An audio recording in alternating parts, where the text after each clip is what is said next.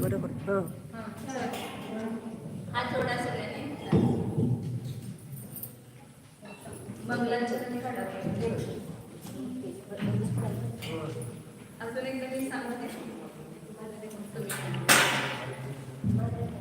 सिद्धं सुद्धं परमियं सुद्धं परमियं जिनेन्द्रवर्णेमि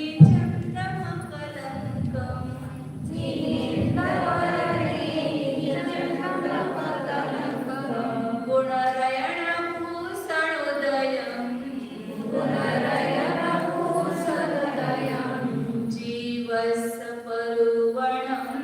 वोच्चं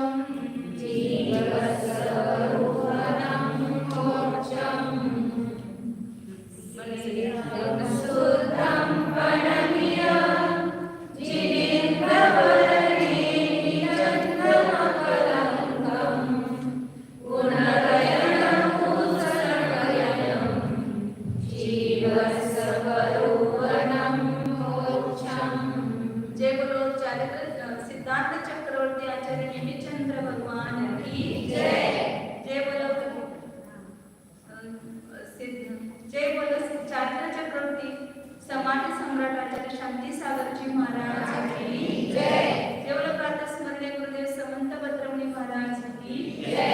जय बोलो परम पूज्य आचार्य प्रवेक्षा सुंदर सागरजी महाराज की जय। जय बोलो परम पूज्य मोहम्मद दीक्षा गुरु वात्सल्य सिंधु आचार्य सुयस सागरजी महाराज की जय। जय बोलो सुधांशु माताजी की जय। कालिका संघ की जय। काल आपण पाहिलं होतं भूमिका आपण काल हे केले होते, अजून विषयाला सुरुवात केलेली. हा गोमटचा ग्रंथ आचार्य नेमिचंद्रांनी 6 खंडांचा 60 पान षटखंडागम नावाचा पहिला ग्रंथ आहे, जो भूतबली आणि पुष्पदंत आचार्यांनी लिहिला. सर्वप्रथम हा लिखित ग्रंथ आहे, लिहिलेला लिखित रूपाने लिहिलेला. आणि त्या ग्रंथाचे 6 खंड आहेत. ते नाव तुम्ही आता लिहून घेतले. तुम्हाला त्याच्यामध्ये किती किती पुस्तक आहे लिहायचं होतं. पहिला जीवस्थान ह्या खंडाची आता वर्तमानामध्ये तो खंड एकच, परंतु आता आपल्याला सुविधा म्हणून त्यांनी शास्त्र रूपाने त्याचे रचना म्हणजे हे केलेलं आहे, विभाग केलेला आहे. तर त्यामध्ये जीवस्थानची 6 पुस्तक आहेत. 1 ते 6 पुस्तक. पहिला खंड आहे फक्त जीवस्थान. त्यामध्ये जीवाचं सत्क्षेत्राधिकाच्या द्वारे वर्णन केलेलं आहे. 8वं सूत्र आहे ना तत्त्वज्ञान सूत्राचं. सत्क्षेत्र काल भाव अंतर क्षेत्र स्पर्श काल भाव अंतर आणि अल्पभूत हे एकच सूत्राचं वर्णन ह्या 6 पुस्तकामध्ये तेवढं विस्ताराने वर्णन. त्याच्यानंतर दुसरा आहे शूद्रक बंध. त्यामध्ये बंधाचं एकच पुस्तक आहे, 7वं पुस्तक, 7 नंबरचं पुस्तक शूद्रक बंध. त्यानंतर बंध स्वामित्व विच्छेद 8वं पुस्तक आहे. तिसरं बंध स्वामित्व विच्छेद.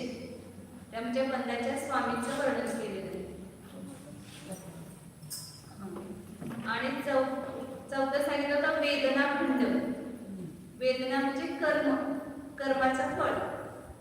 तर त्या कर्माचं वर्णन म्हणजे कर्माच्या फळाचं वर्णन द्रव्य क्षेत्र काल भावाच्या अपेक्षेनं 4 पुस्तकामध्ये 9 ते 12 4 पुस्तकामध्ये वेदना खंड आहे. आणि 5वा आहे वर्गणा खंड. उद्गलांच्या 23 वर्गण आहेत एकूण अनुवर्गणेपासून. तर त्याचं वर्णन 4 पुस्तकामध्ये 13 ते 16 पुस्तकापर्यंत 4. त्याच्यानंतर महाबंध शेवटचा 6वा महाबंध आहे.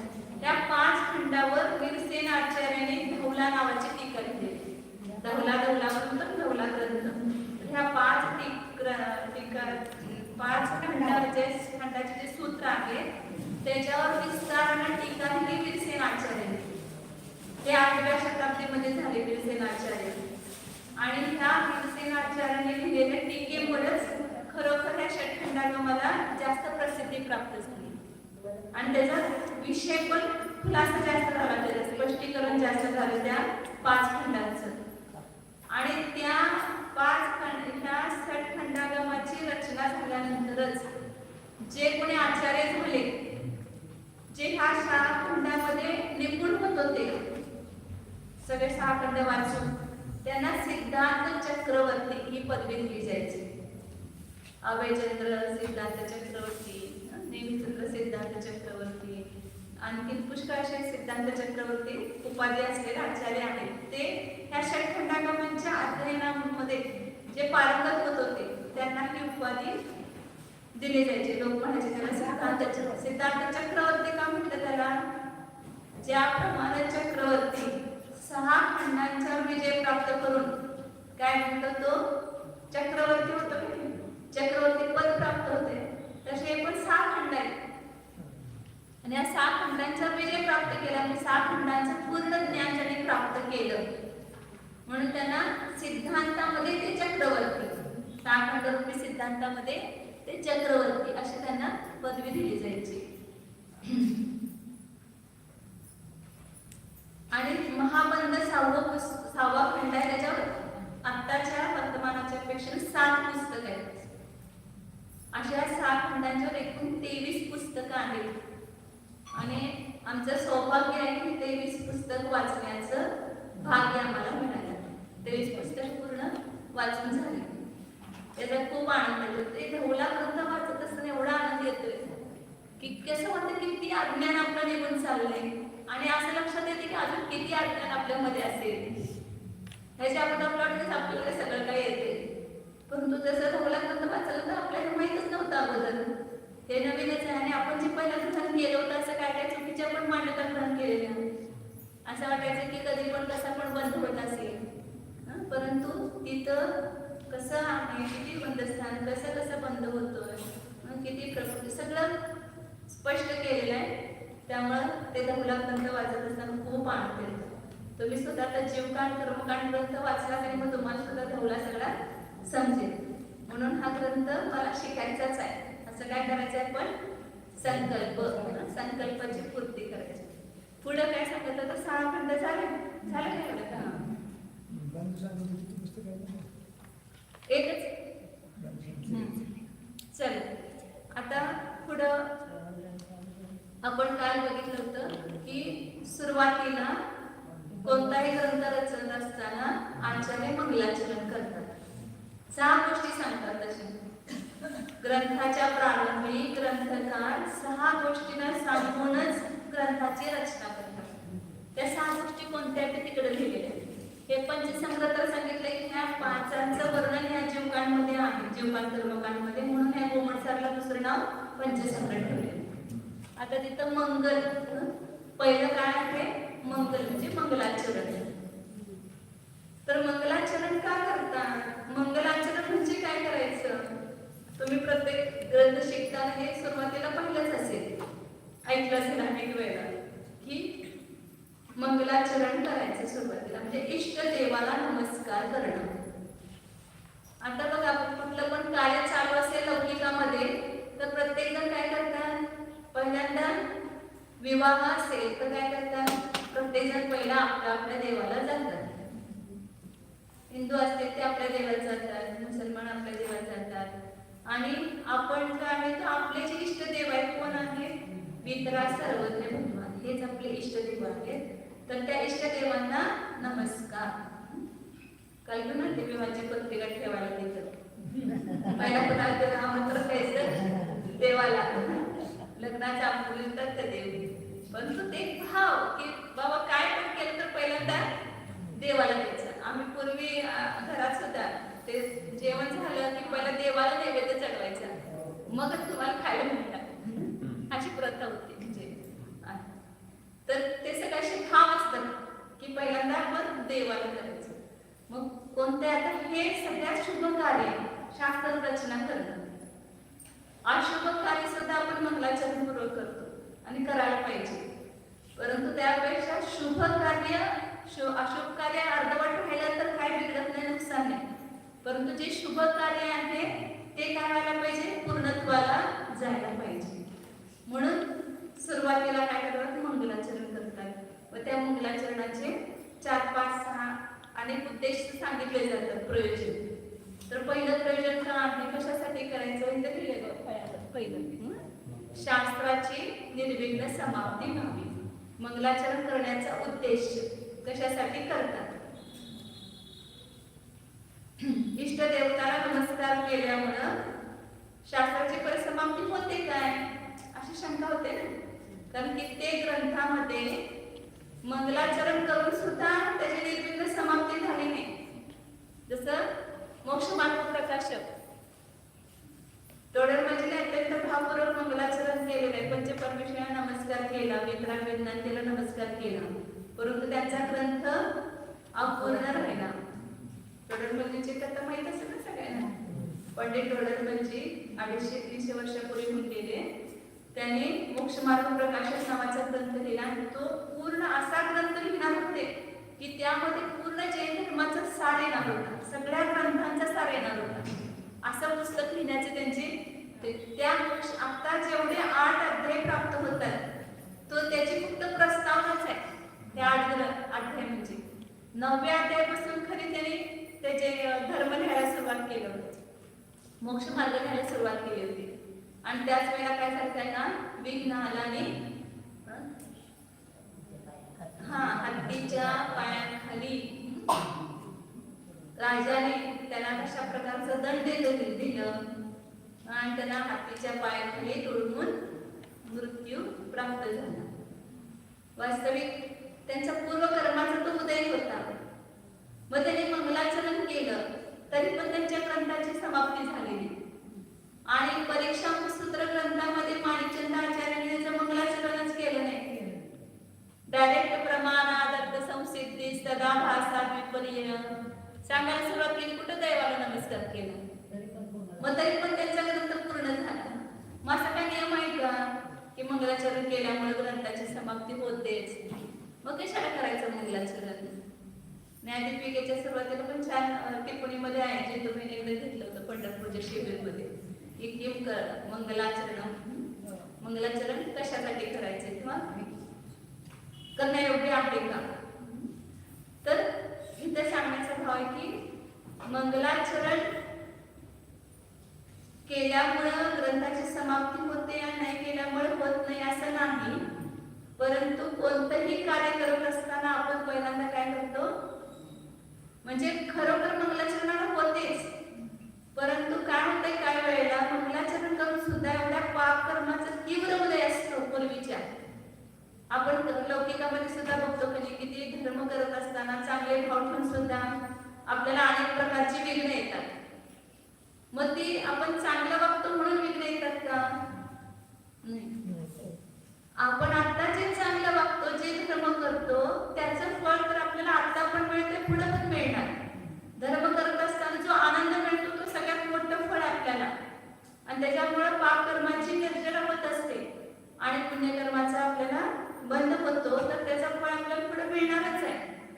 परंतु जसं टोडरमंजीने उदाहरण सांगितलं ना, एखादा जीव आहे इतका कर्जबाजारी आहे, खूप कर्ज आहे त्याच्या डोक्यावर आणि इकडे पैसा मिळवतो.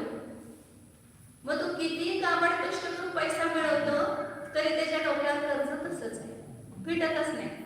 आणि एखादा शेठजींचा मुलगा आहे आणि काही कमवत नाही, बसून खातो, खर्चच करतो, तरी त्याच्या बँक बॅलन्स आहे मोठी एवढे त्याच्या नावानं. मग आता कोणता तर मुलगा म्हणेल की बघा तो मुलगा एवढं कष्ट करून सुद्धा त्याला कर्ज आहे आणि बसून खातो तरी सुद्धा याच्या नावानं बँक बॅलन्स आहे, मग मी काय कमवत नाही असं म्हणेल तर त्याला मिळेल का? मग त्याचं चालेल का जीवितव्य? त्याला फायदा होईल का? पुन्हा जो त्याच्या पूर्वीचं कर्ज एवढं आहे की तो किती मिळवलं तरी सुद्धा ते फिटत नाही आणि त्याच्यावर कर्ज दिसतंय. परंतु आता जे मिळवतोय ते कर्जाचं कारण नाही, उलट त्या कर्जामधलं थोडं थोडं हलकं होत आहे, कमी होत आहे आणि तरी सुद्धा त्याच्या ते कर्ज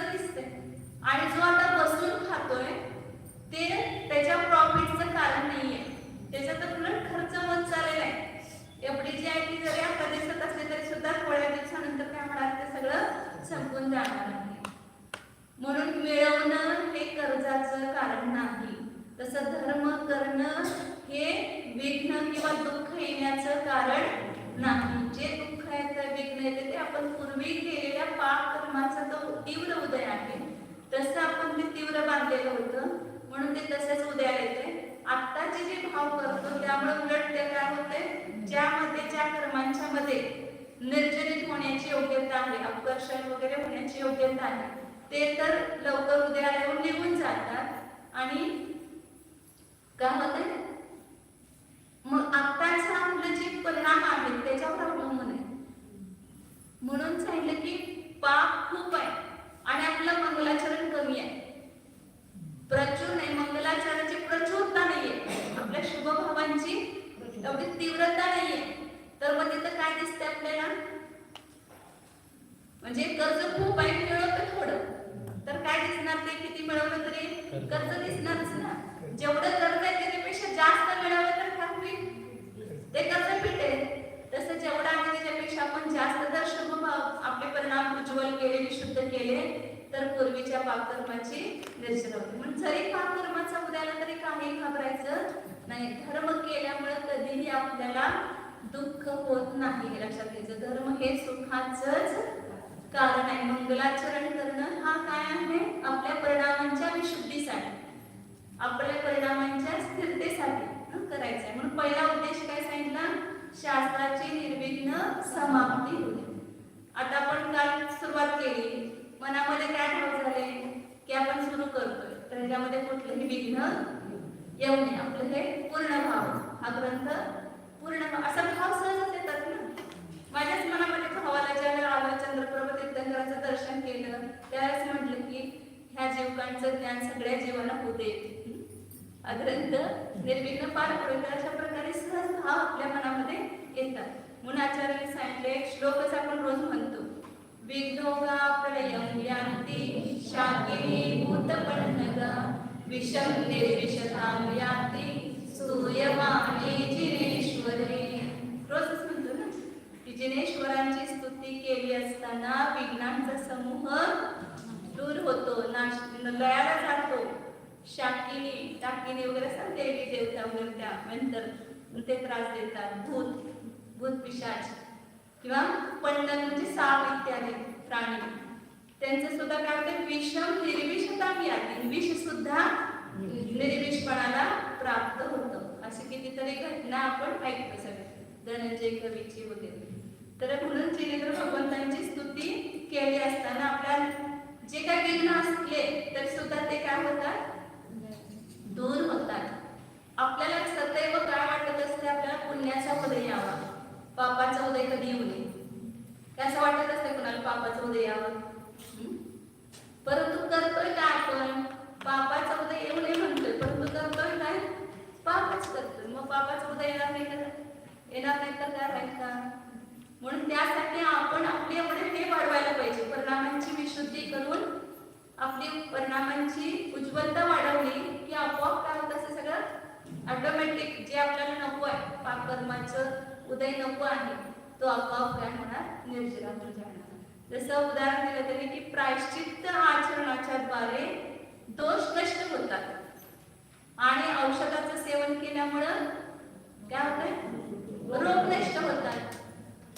रोज प्रतिक्रमण कशासाठी करायचं की दिवसभरामध्ये अनेक दोष आपल्याकडून होतातच आणि ह्या पंचम काळात तरी महावीरांच्या शिष्यांच्याकडून दोष भरपूर होतात आणि म्हणून रोज सगळ्या दोषांचं हो न हो आपण सगळ्याच काय करायचं असते, अहिंसा व्रतामध्ये सत्य चौर्य कुठल्या जे काय आपण व्रत घेतले असतील त्या सगळ्या व्रतांची नावं घेऊन त्याच्यामध्ये जे जे दोष लागण्याची संभावना आहे त्या सगळ्याचं काय करतात, प्रतिक्रमण करतो. म्हणजे केलेल्या दोषांचं निंदा करता करून गुरूंच्याकडनं प्रायश्चित्त घ्यायचं. मग हे केल्यामुळे काय होतं, जे आपण मागं केलेलं पाप आहे त्याचं निराकरण होतंय की नाही होत. जे गुण केलं त्यासंबंधी काय करू शकतो आपण, ते तर परत बदलू शकत नाही. मग आपल्या हातात एवढंच आहे की त्याच्याबद्दल पश्चाताप व्यक्त करणं. जे मी केलं ते चुकीचं केलं, खरं प्रायश्चित्त काय आहे की केलेल्याबद्दल आपल्या मनामध्ये निंदा करता म्हणा, चुकीचं मी केलं ते खूप चुकीचं केलं असं वाटायला पाहिजे आपल्याला. हे खरं प्रायश्चित्त आहे. आणि गुरूंच्याकडनं पण ते प्रायश्चित्त घेतलं तर काय होतं, ते आपले दोष सुद्धा त्या दोषांच्या द्वारे जे काय आपण पाप बंद केला असेल त्या पाप बंधाचे काय होऊ शकते, निर्जना पण होऊ शकते. आणि ज्याप्रमाणे औषध सेवन केले असताना रोग नष्ट होतात, तसं मंगल केल्यामुळं उदाहरण दिलं की सगळ्या विघ्नांचा नाश होतो, सगळे विघ्न दूर होतात, अंतराय दूर होतात. म्हणून मंगलाचरण करायला पाहिजे शास्त्राची निर्विघ्न समाप्ती होण्यासाठी. मग दुसऱ्या वेळेला शिष्य म्हणतो दुसरं काय, शिष्टाचाराचं परिपालन, नाही दुसरं काय, नास्तिकतेचा परिपालन. हे करायची काय आवश्यकता आहे? आपल्याला जे करायचं ते करायचं, दुसऱ्यांना हे आपण दाखवायचं की मी नास्तिक नाही. मंगलाचरण कशासाठी करतात? नास्तिक म्हणजे कळते का तुम्हाला? नास्तिक शब्दाचा अर्थ, नास्तिक म्हणजे जो देवाला मानत नाही, थोडक्यात ईश्वराला मानत नाही, त्याला काय म्हणायचं? कोण मंदिरात जात नसेल त्याला काय म्हणतात, तू नास्तिक आहेस का? कोणाला गुरुना मानत नाही, देवाला मानत नाही, शास्त्र मानत नाही, तर त्याला नास्तिक म्हणतात. मग ज्या वेळेला आपण मंगलाचरण केलं त्यावेळेला मी नास्तिक नाही हे सिद्ध होते. पूर्वी ते मुंबईचे यायचे लालचंद शेठजी, कधी मंदिरातच जात नव्हते, ते म्हणायचे मी नास्तिक आहे असं म्हणायचे. म्हणजे जो मंदिरात जात नाही त्याला काय म्हणतात, म्हणजे देवाला नमस्कार करत नाही तो नास्तिक आहे.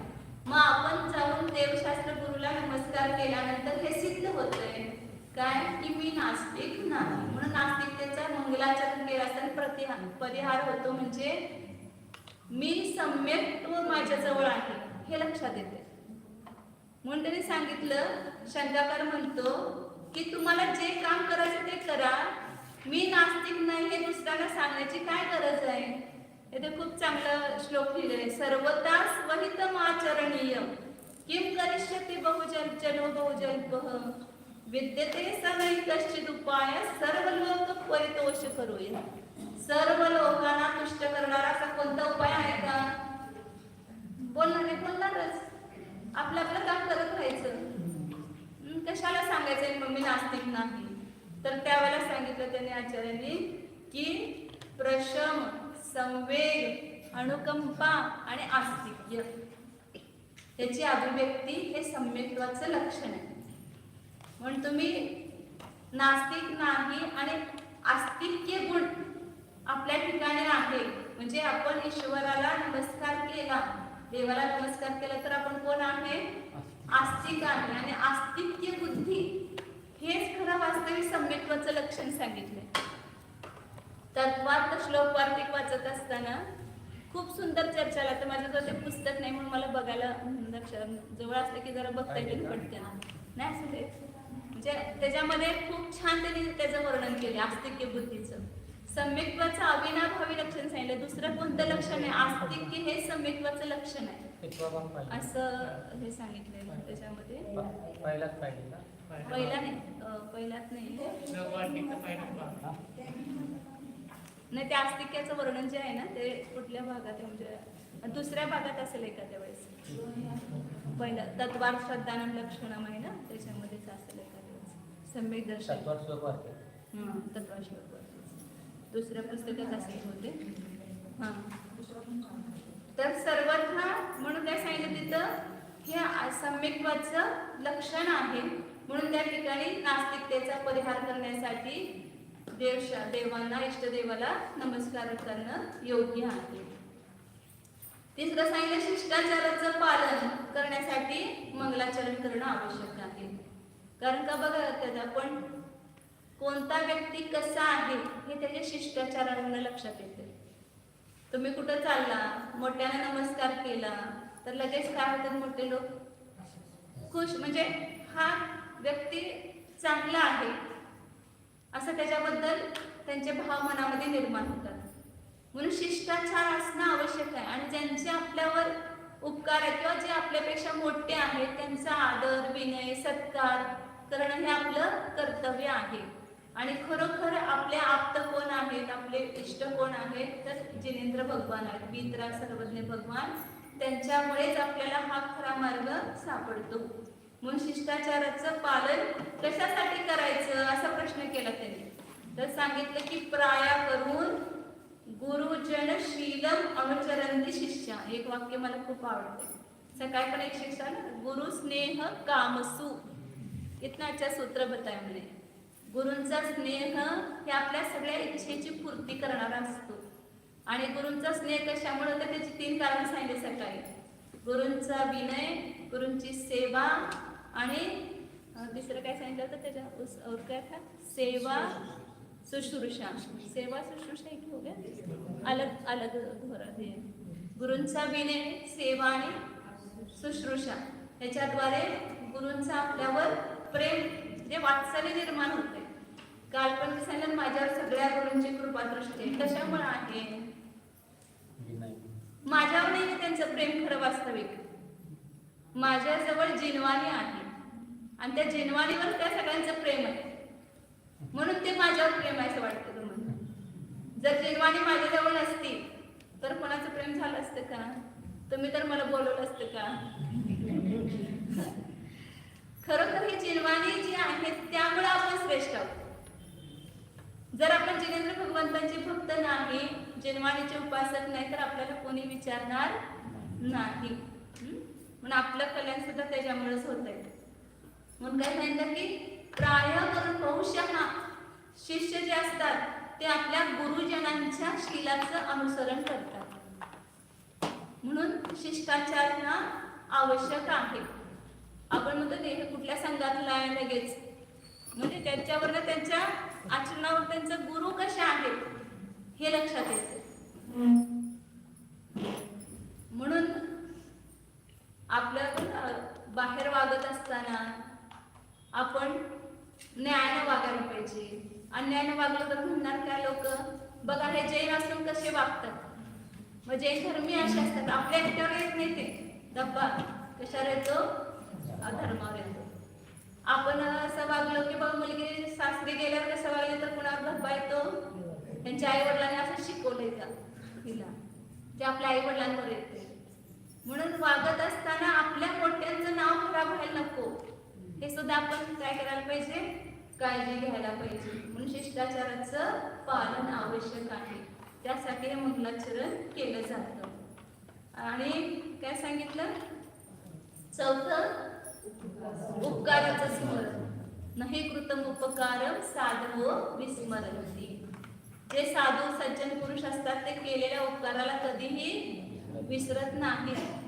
महाराज नेहमी श्लोक सांगा, एकही अक्षर शिष्य को जो गुरुदेव पढ़ाए पृथ्वी पर वह द्रव्य नहीं देकर ऋण फिटचे. ते उदाहरण दिलेलं आहे नारळाच्या झाडाचं. नारळाचं झाड काय करतं? लहान असताना त्याला जो मालक असतो तो पाणी पाजवतो आणि ती पाणी पाजवलेलं त्या उपकाराची जाणीव घेऊन ते नारळाचं झाड मोठं झाल्यानंतर आपल्या डोक्यावर पाण्याचं भार सहन करते. एवढं किती भरभरून नारळाचं पाणी देते ते मालकाला. तसं साधू पुरुष कधी आपल्या केलेल्या उपकाराला विसरत नाही. म्हणून आपल्यावर खरे देवशास्त्र गुरुचे उपकार आहेत. म्हणून त्यांना नमस्कार करणं, त्यांची भक्ती पूजा करणं हे आपलं कर्तव्य आहे. म्हणून सांगितलं काय की उपकाराचं स्मरण करण्यासाठी सुरुवातीला मंगलाचरण करतात. आणखी मग काय काय हे देतात? शिष्याला ज्ञान होण्यासाठी, पुण्याची प्राप्ती होण्यासाठी अशा अनेक त्याची प्रयोजन आहेत, उद्देश आहेत. त्यासाठी मंगलाचरण म्हणजे इष्ट देवाला नमस्कार करणं. आता इष्ट देव व्यवहारानंतर कोण आहेत आपले? हे सर्वज्ञ वितराग सर्वज्ञ भगवान. हे खरे आपले इष्ट देव आहेत. त्यांना नमस्कार करायचा. परंतु त्यांना नमस्कार कशासाठी करायचा? परवा सांगितलं होतं नियमसारमध्ये की वास्तविक आपल्या स्वरूपाला जाणण्यासाठी आपण भगवंतांना काय करत असतो? हे मगाचपासून जरा कमी झालेली आहे आवाज आपोआपच. तर आपल्या स्वरूपाला जाणण्यासाठी आपण जिनेंद्र भगवंतांना नमस्कार. आपण स्वार्थी आहोत सगळे, स्वार्थापोटी सर्व करत असतो. भगवंतांसाठी नमस्कार करताय तर तुमच्यासाठी करताय. कोणासाठी करतोय भगवंतांना नमस्कार? भगवान मला चांगलं म्हणतील, माझं सगळं काम पुरं करतील म्हणून. तर वास्तविक भगवंतांच्या द्वारे आपल्याला कल्याणाचा मार्ग मिळतो. त्यांच्यासारखं बनण्याची आपल्याला म्हणजे उपाय प्राप्त होतो. म्हणून आपण जिनेंद्र भगवंतांना नमस्कार करतो, त्यांना त्यांचं दर्शन करतो. तर अशा प्रकारे मंगलाचरणाचे हेतू सांगितले. आणि आता मंगल शब्दाचा अर्थ काय आहे तर सांगतात त्या ठिकाणी मम आणि गल.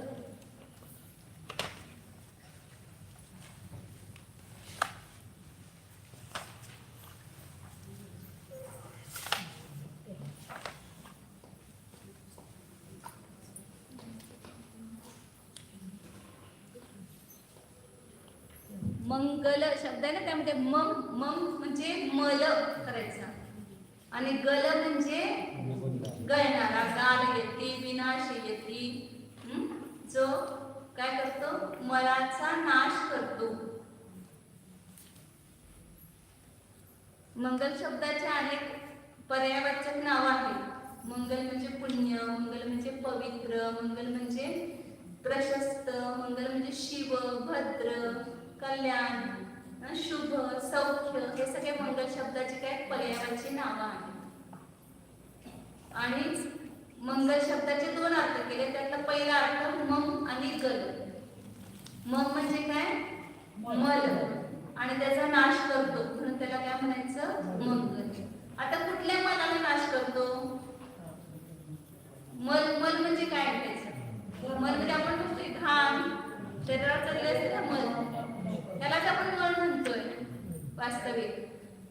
तर आपण बघा नेहमी थोडं सुद्धा साडीला कुठे डाग लागला तर ती साडी नेसून जातो का कुठं? ती साडी पहिल्यांदा फेडून टाकतो कुठे डाग पडला असेल, कुठं काय घाण झाले असेल साडी तर. कारण काय वाटतंय की साडी मलिन असेल तर लोकांनी बघितलं तर आपल्याला ते नाव ठेवतील म्हणून आपण ती साडी बदलतो. परंतु तो साडीला लागलेला मळ जो आहे तो खरा वास्तविक आपला मळ नाहीये, तर तो तर बाहेर लागलेला मळ आहे. म्हणून तर मळाचे भेद करूया आपण पहिल्यांदा. मलाचे दोन भेद केले. मग म्हणजे मल दिसते का तुम्हाला? कधी वाटली जरा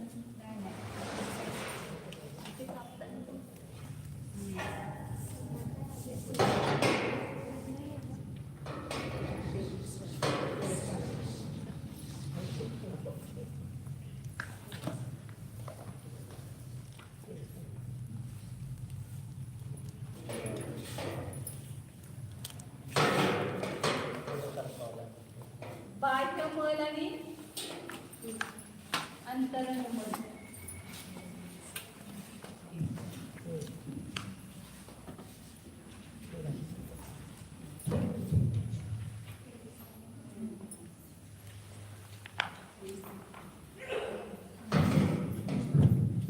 बाह्य मल आणि अंतरंग मल असे दोन भेद केले मलाचे.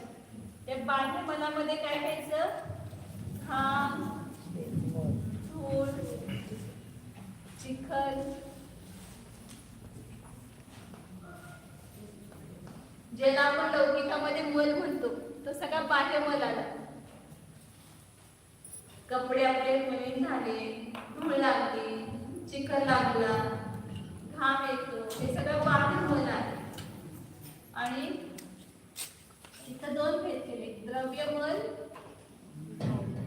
आणि भावमल.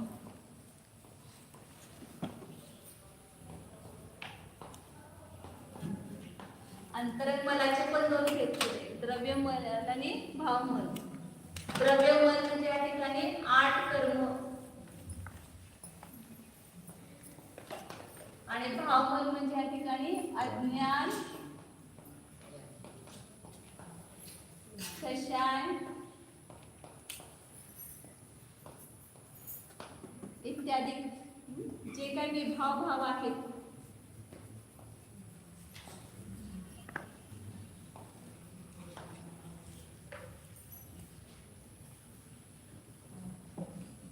हा सरळ काय आहे? अंतरंग मल आहे. आता ह्यामध्ये बाह्य मल जो आहे त्या मलांपासून तर आपण वाचण्यासाठी किती प्रयत्न करतो, परंतु खरोखर तो शरीराचा मल आहे. जर बाह्य मल जो येतो तो मल लागला तर आपल्या आत्म्याचं वास्तविक काही नुकसान नाही, परंतु त्यापासून त्याला तर स्वच्छ करण्याचा आपण सतत प्रयत्न करतो.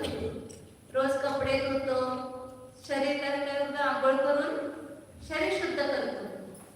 तो बाह्य मल धुण्याचा सतत प्रयत्न करतो. ते बाह्य मल धुण्यासाठी किती हुसाकत आपल्याला माहिती नाही. किती प्रकारचे शॅम्पू, किती प्रकारचे साबण, किती प्रकारचे सगळ्यांच्या प्रसाधनाची साधनं आहेत. त्यामध्ये किती जीवांची हुसाकत बनवलेले आहे. त्याच्यावर किती जीवांची हिंसा होते. आपण बाथरूम मध्ये कशा प्रकारचं पण आपण ऍसिड बिसिड टाकतो, त्यामुळे किती जीवांची हिंसा होते त्याचं आपल्याला भान असत नाही. म्हणजे त्याच्याद्वारे आपण आपल्या आत्म्याला तो मळ दूर करायला जातो आणि त्याच्यामुळे आपल्या आत्म्याला बळ लागतं. तिकडे लक्ष आहे आपलं. एवढं आपण ते हिंसेची साधनं आपण वापरून जर स्वच्छता केली तर त्याच्याद्वारे जी होणारी जीवाची हिंसा आहे, एक स्थावर जीवांची पण हिंसा आहे, आणि त्याच्याद्वारे जे मला पाप लागणार आहे ते वास्तविक आपल्या आत्म्याला पण मलिन करून घेतलं. दिसायला बाहेरची स्वच्छता झाली, म्हणून जेवढं कमीत कमी हिंसेची साधनं वापरून आपल्या स्वच्छता करता येईल तेवढं घरातली स्वच्छता करायची. तर हा बाह्य मल दूर करतो आपण, परंतु वास्तविक आत्म्याचा मल कोणता आहे? हा अभ्यंतर मल, अंतरंग मल, हा आपल्या आत्म्याला लागलेला मल आहे. आणि त्यामध्ये सुद्धा दोन प्रकार सांगितले. काय? एक द्रव्य मल आणि भाव मल. द्रव्य मल म्हणजे काय आहे? आठ कर्म, ज्ञानावरण, दर्शनावरण आणि त्याचे प्रकृती, स्थिती, अनुभव, हे 4 प्रकारचे भेद केले. हे सगळे कुठं आहेत का आता लागलेले आपल्या आत्म्याला? दिसतात का कुणाला? 8 कर्म. कसा विश्वास बसणार आम्हाला?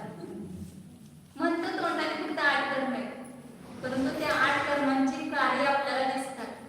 त्याच्यावरनं कर्माचा विश्वास करायचा. जोपर्यंत कर्माचा विश्वास होणार नाही तोपर्यंत आपलं आचरण कधी सुधारणार नाही.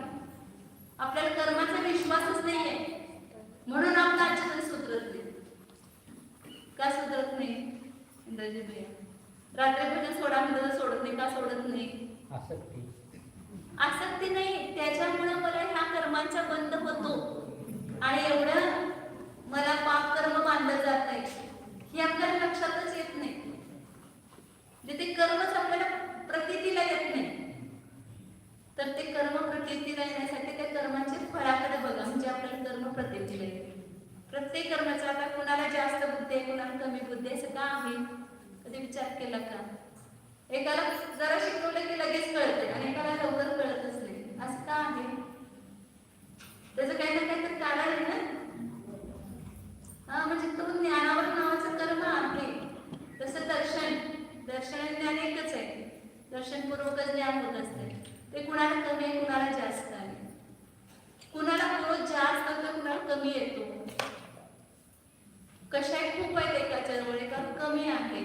असं का होतंय? तर ती कशाची तीव्रता आणि मंदरता आहे, त्याचा जो अनुभव आहे, ते बळ आहे, ते कमी जास्त असते. कुणाला कोणता कशाही जास्त असतं, कुणाला कोणता, कुणाला लोभ जास्त आहे, कुणाला मान कशा आहे, कुणाला क्रोध आहे, कुणाला मायाचार आहे. मग हे सगळे कशामुळे उत्पन्न होतात? तर ते कर्म आहे, त्याला मोहनीय नावाचं कर्म. अशा त्या कर्मांची फळं पाहिल्यानंतर त्या कर्माचा काय होतं? आपल्याला विश्वास बसतो. नामकर्म आहे. ही चित्र एवढी कोण रंगवली? सगळे किती चित्र आहे तिथे बसलेली? प्रत्येक वेगवेगळे चित्र आहे किती? एक सारखं चित्र आहेत का? हे कोणी कोण केलं असं? तर नामकर्म नावाचं कर्म आहे. त्याच्याशी कोण? मला वाटते मी खूप गोरी असावी, परंतु गोरा कलर नाही का?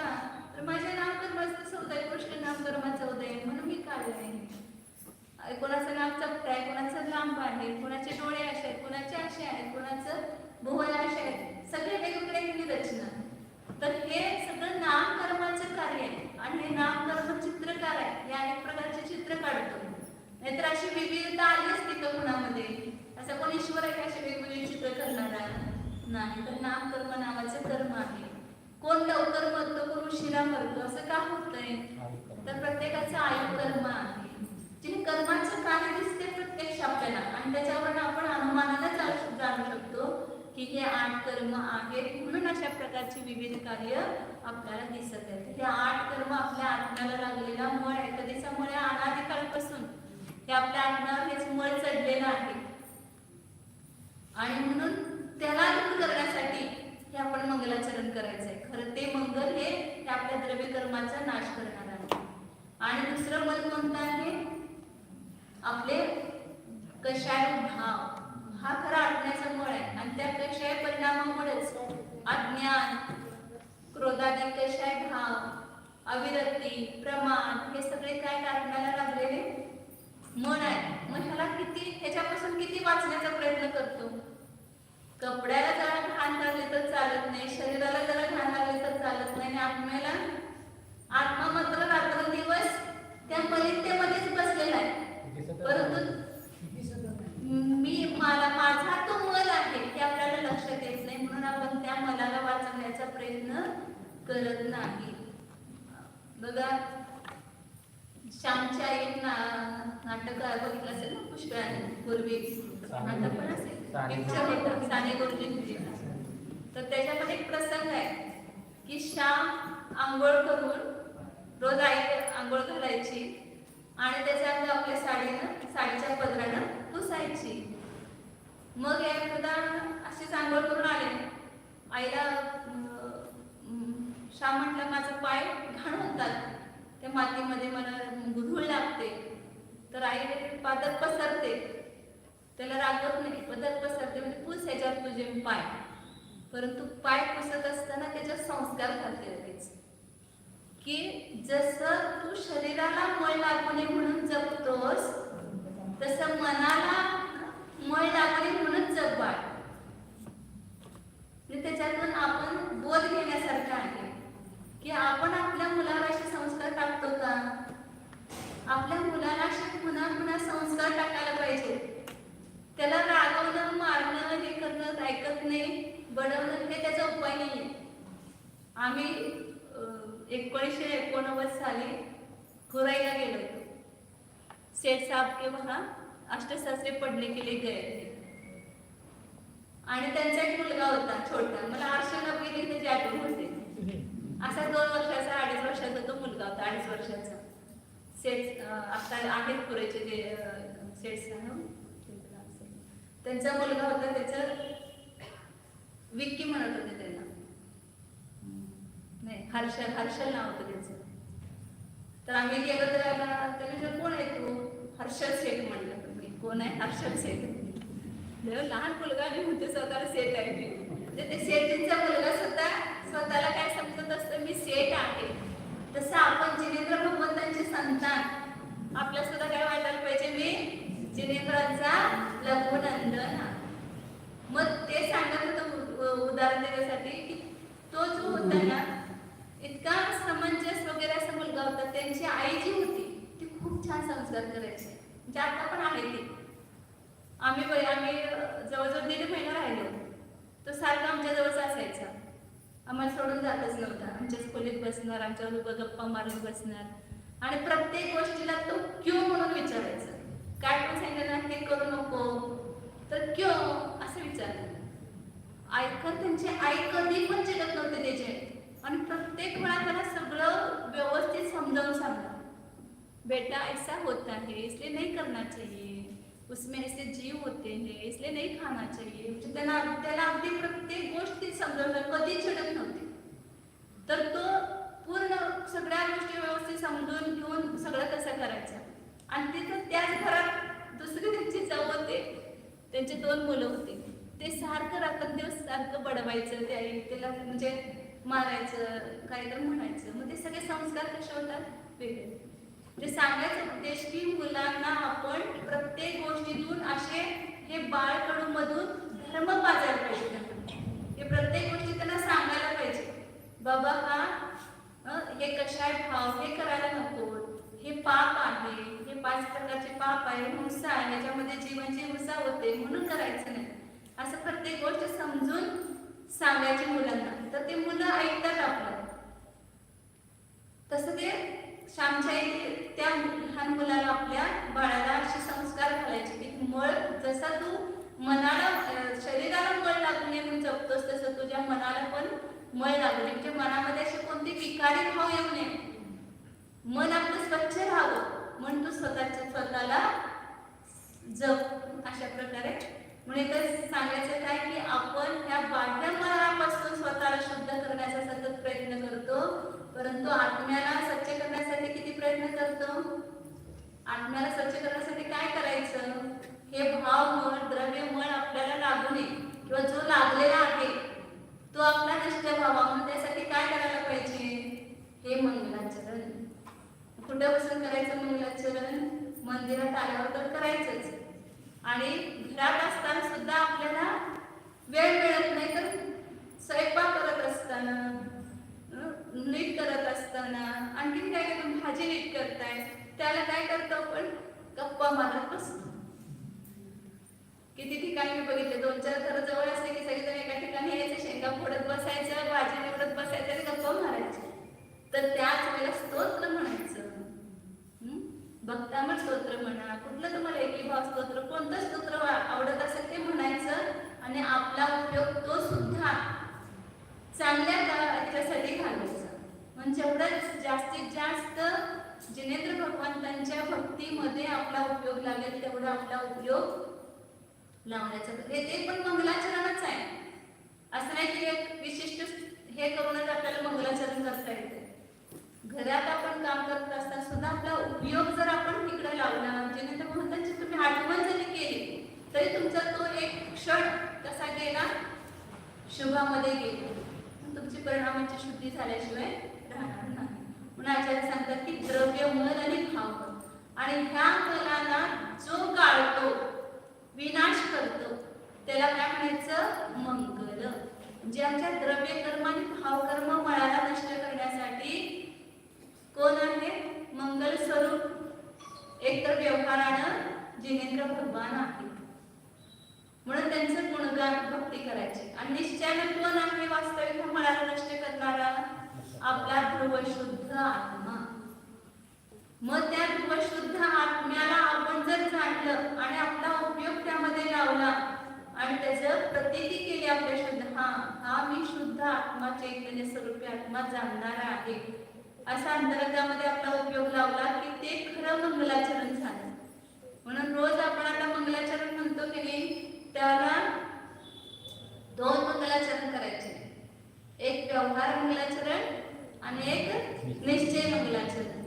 आपण काय सर्व करतो कशासाठी, की आपला उपयोग त्यावेळेला बाहेरून हटवून, आपल्या शरीरापासून हटवून, काय उत्सर्ग, काय म्हणजे शरीर, आणि शरीराला सोडायचं म्हणजे कसं करायचं, काढून टाकायचं शरीर.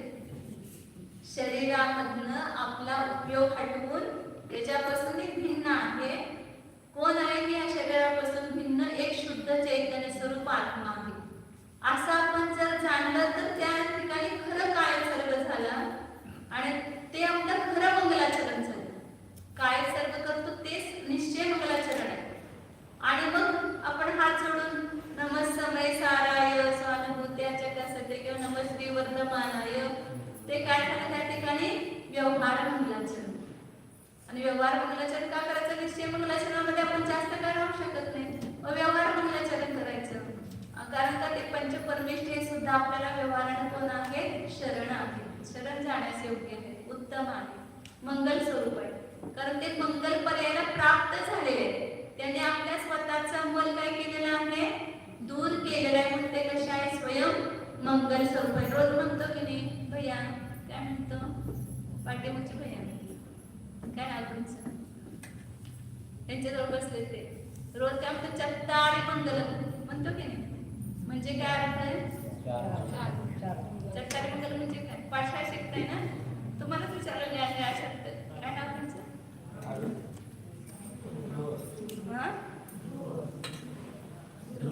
ध्रुव. छान आहे की नाव, ध्रुव.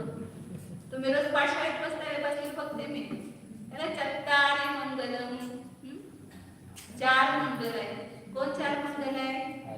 अरिहंत मंगल आहे, सिद्ध मंगल आहे, साधू मंगल आहे, आणि जयेंद्र भगवंतांनी सांगितलेला वितराग धर्म मंगल आहे. म्हणजे काय त्याचा अर्थ घ्यायचा? तर हा सांगतात मंगल म्हणजे ते मल दूर करणारे आहेत, म्हणजे आपल्या पापरूपी मळाला धुणारे आहेत. निर्धूत कलल आत्मने सांगितलं वर्तमान भगवान जे अरिहंत सिद्ध आचार्य यांनी आपल्या स्वतःच्या मनाला तर दूर केलेलंच आहे, म्हणून ते मंगल स्वरूप आहे. आणि आमचं मन दूर करण्यासाठी सुद्धा ते निमित्तभूत आहेत, म्हणून तेच खरे मंगल आहे. हे गळ्यातलं मंगळसूत्र मंगल नाही, ते तुमचे प्रतीक आहे संसाराचं मनात की तुम्ही सौभाग्यवती आहात याचं ते प्रतीक आहे. परंतु ते व्यवहार आणि मंगल वास्तविक मंगल कोण आहे? तर आपलं पंचपरमेष्ठी मंगल स्वरूप आहे. हे चार मंगल आहे. आणि अनादि अनंत मंगल कोण आहे?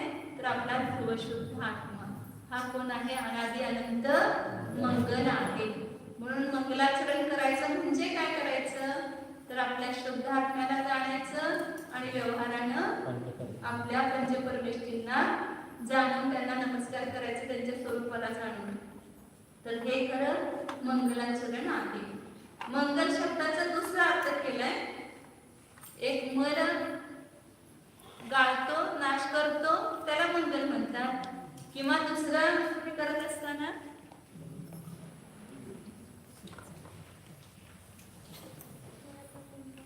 इथं दिसतंय का? मंग आणि ल अशी फळ करायची. मंग म्हणजे सुख,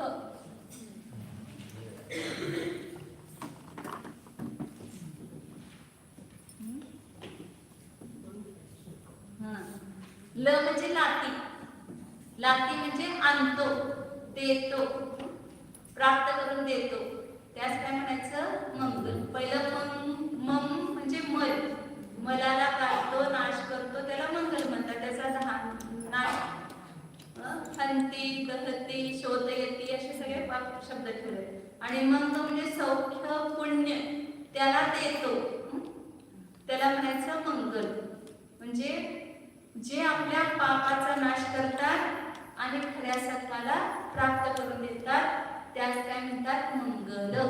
हे मंगल शब्दाची व्याख्या आपण भागवतमध्ये शिकतो नाही, पण त्याचा भाव समजून घ्यायचा. त्याला सगळे आपण शब्द नुसते पाठ करतो, परंतु त्याचा भाव असा होत नाही. म्हणजे ही मंगलपणा आपण कशामध्ये बघायचा? हे कोण आहे अशी वस्तू की जे आपल्या पापाचा नाश करते आणि आपल्याला खऱ्या सुखाची प्राप्ती करून देते? तर कोण आहे? खरे जयेंद्र भगवान, म्हणजे अरिहंत सिद्ध साधू आणि वितराग धर्म हे मंगल आहे. आणि त्यांचं आचरण करायचं म्हणजे आपल्या ज्ञान पर्यायामध्ये, आपल्या उपयोगामध्ये त्यांच्या स्वरूपाला घेणं, त्यांना जाणणं हे मंगल आचरण आहे. आणि त्या पंचपरमेष्ठीला जाणून आपल्या शुद्ध आत्म्याचा अनुभव करणं हे निश्चय मंगलाचरण. दोन मंगलाचरण काय सांगितले? व्यवहार मंगलाचरण काय? पंचपरमेष्ठींना कसं जाणायचं असतं? शरीरानं नाही. आपला नमस्कार असाच असते, रोज काय दंडवत घातलं की आपलं काम झालं. एकदा मंदिरात जाऊन डोकं टेकवलं की आपल्या देवदर्शनाची विधी पूर्ण झाली. तसा नमस्कार मंगलाचरण नाही. भावपूर्वक केलेला नमस्कार, त्यांच्या गुणाला जाणून केलेला नमस्कार ते क्रम. आता रोज नमोकार मंत्र म्हणतो, त्याला किती वेळा अरिहंत कोण आहे, सिद्ध कोण आहे, आचार्य कोण आहे येतं का डोक्यामध्ये, आपल्या बुद्धीमध्ये?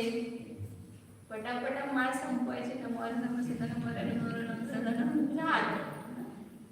तो प्रत्येक मंगलाचरण म्हणत असताना जर आपण त्यांच्या स्वरूपाला जाणून नमस्कार केला तर जे आपल्याला न भाव करता नुसतं तोंडाने म्हणून जे फळ मिळणार त्याच्यापेक्षा असंख्यात अनंतपटीने फळ त्यांच्या स्वरूपाला जाणलं असताना मिळणार.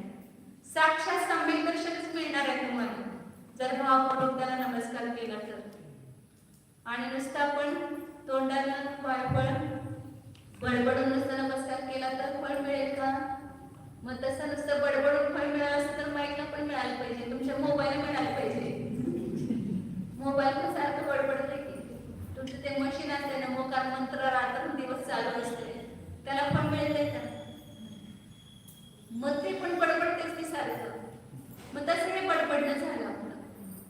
म्हणून फक्त कायेनं वचनानं नमस्कार करायचा नाही, तर आपल्या मनानं म्हणजे मनामध्ये म्हणजे आपल्या ज्ञानाच्या उपयोगामध्ये त्यांना घेऊन ज्ञान मंदिरामध्ये त्यांना बसवायचं. कुणाला? इष्टदेवाला, अनंतांना, महावीराला. इकडे महावीराला म्हणायचं आणि मन कुठं असायचं आमचं? बाजारामध्ये नाही तर घरामध्ये. तर आपल्याला त्याचं फळ मिळणार नाही. पण मंगलाचरण कसं करायचं? मंदिरात 5 मिनिटं करा, परंतु ते भक्तिपूर्वक भावपूर्वक करा. 1 तास पूजा केली आणि मन आहे आपलं घरामध्ये, तर त्याचं फळ मिळणार नाही. मन म्हणून सगळीकडे सांगा की मन वचन कामे तिन्ही एकाग्र करून आपलं भावपूर्वक जिनेंद्र भगवंतांना नमस्कार केलं तर ते व्यवहार मंगलाचरण आहे. आणि त्यांना जाणून त्यांच्या समान असणार आपला आत्मा, त्याला आपण जाणलं तर ते मंगलाचरण ज्या निमित्तासाठी आपण केलं, ज्या प्रयोजनानं, त्या प्रयोजनाचं फळ आपल्याला प्राप्त झालं. म्हणून असं मंगलाचरण कधी करायचं? आपण ज्या त्या वेळेला करतो त्या त्या वेळेला नमोकार मंत्र म्हणा, भगवंतांची भक्ती करा, त्यावेळेला असं भावपूर्वक त्यांच्या स्वरूपाला समजून मंगलाचरण. आता रोज आपण ज्याला म्हणतो सिद्धम सिद्धम, त्यावेळेस ते मंगलाचरणाचा अर्थ सांगितला नाही तुम्हाला, सांगितल्यानंतर तो अर्थ लक्षात घेऊन रोज मंगलाचरण म्हणायचं. वेळ झाली आपली, उद्या पुढचं आपण बघू. पहिलं फक्त मंगल झाला, अजून त्या मंगलाचे पण 6 भेद केले, त्याचं उद्या बघू आपण. नाम स्थापना वगैरे वगैरे. फक्त आता मंगल शब्दाचा उद्या अभ्यास करायचा रोज. शास्त्रापूर्वी मंगलाचरण करण्याचा काय उद्देश आहे, ते उद्देश मी विचारणार उद्या. नंतर सांगितलं मंगल शब्दाचे 2 अर्थ कोणते आणि मलाचे कोणते कोणते भेद केले, कशा कशा मंगल, हे उद्या तिथं तुम्ही लक्ष दिलं की तिथं तुम्हाला पाठ होणार. फक्त काय सांगितलं तसं ग्रुपनी तुम्ही अभ्यास करा. रात्री 1-1 अर्धा तास जरी केला तर तुम्हाला सगळं पाठ होणार, लक्षात घ्या. ओम नमः. जाणा, डोळे बंद, आपल्या उपयोगाला एकाग्र करून जाणण्याचा प्रयत्न करा. हा मी जीव आहे. स्वतःला ओळखा. हे सर्व शिकायचे आपल्याला ओळखण्यासाठीच. आजपर्यंत आपण आपल्या खऱ्या स्वरूपाला ओळखले नाही. आता आपण ऐकतोय शास्त्राच्या द्वारे, तर जाणण्याचा प्रयत्न करा की मी जीव आहे. जीव चैतन्य स्वरूपी आहे, तर मी चैतन्य स्वरूपी आहे. बघा आतापासून चैतन्य आहे का?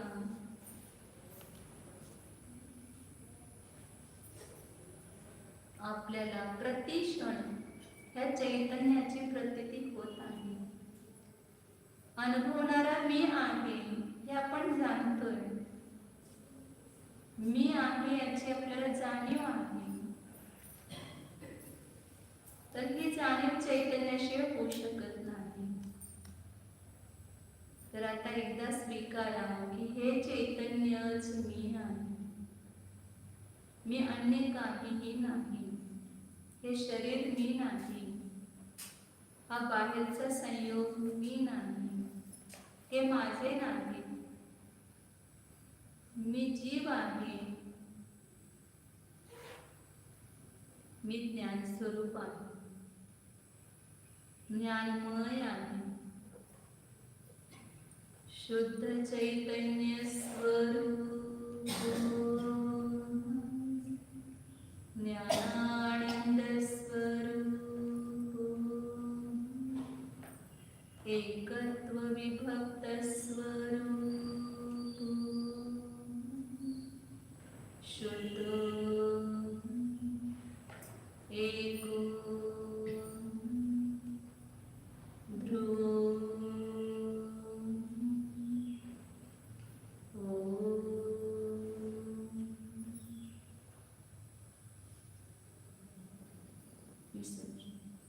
नमो हरिहराय।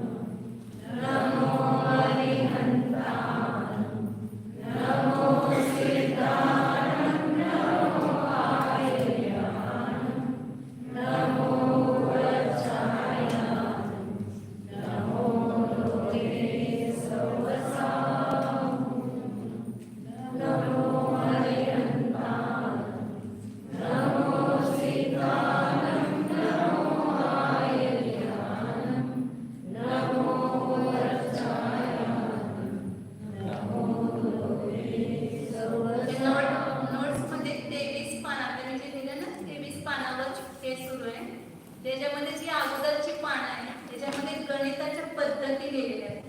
कारण या ग्रंथ वाचत असताना मध्ये मध्ये गणित येणार आहे आपल्याला. मग ते गणित कसं करायचं त्याच्या पद्धती त्या दिलेल्या आहेत.